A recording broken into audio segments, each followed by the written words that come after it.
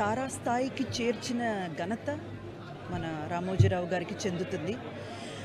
అసలు ఎవరు ఊహించని విధంగా ఈ ఫిల్మ్ సిటీ ఒకటిని నిర్మాణించి ప్రపంచ స్థాయికి తీసుకెళ్లారు మన తెలుగు ఇండస్ట్రీని అయితే. అంటే అంతవరకు ఎవరికి ఈ ఒక ఆలోచన అయితే రాలేదు.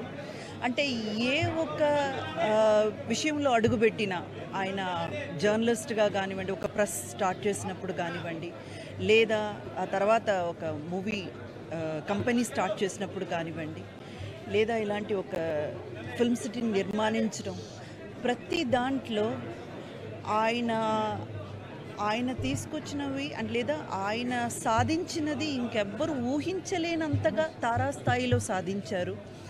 అండ్ ఎంత సాధించినా, ఎంత ఎదిగినా ఒదిగి ఉండాలి అన్నట్టు ఎప్పుడు కలిసినా, ఎప్పుడు మాట్లాడినా రామ్మ ఎలా ఉన్నావు, బాగున్నావు, ఆ మాట్లాడే విధానం అవన్నీ చూస్తుంటే ఆయన దగ్గర ఉన్నంత వరకు, అంటే ఆయనతో మాట్లాడుతున్నంత వరకు మనకు అనిపించదు చాలా గ్రేట్ పర్సనాలిటీతో మాట్లాడుతున్నాం అన్నది. అక్కడ నుంచి బయటకు వచ్చి దూరంగా నిలబడి చూస్తే మనకు ఆశ్చర్యపోతాము. చాలా చాలా ఒక గొప్ప వ్యక్తిని, గొప్ప పర్సనాలిటీని కోల్పోయాము ఈరోజు. ఇండస్ట్రీకి ఇది చాలా పెద్ద లాస్ అండి. ఎప్పుడు చిరస్థాయి మన మనసులో ఆయన ఉంటారు. ఆయన ఆత్మకి శాంతి కలగాలని ఆ భగవంతుడిని ప్రార్థిస్తున్నాను.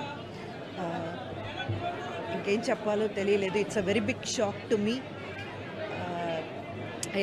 I always admire him and I pray God that he rest in peace. Thank you.